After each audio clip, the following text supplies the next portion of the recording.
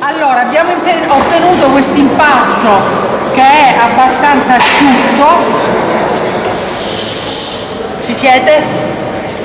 Ok. E vi faccio vedere come si fanno i busiati. Le donne più abili, diciamo, le donne anziane con cui ho avuto veramente la fortuna di lavorare, solitamente prendono un pezzo di pasta, poi dipende da quanto ne devono produrre, di questa dimensione, e iniziano a tenere sempre la pasta attaccata, facendone piano piano una specie di serpentello, no?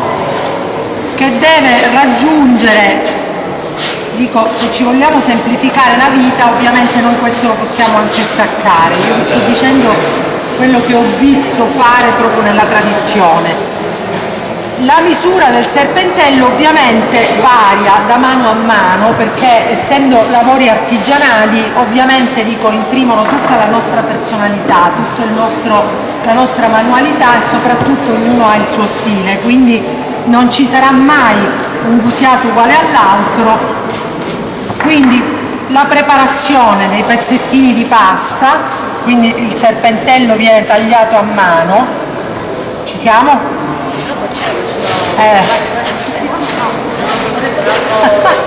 Come va l'impasto? Davide, ho generato forse... Domanda di riserva. Vengo.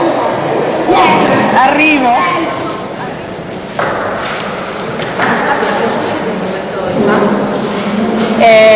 300 grammi, perché sono praticamente, sì.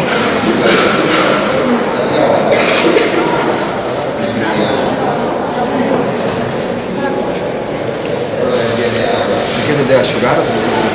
Sta subito.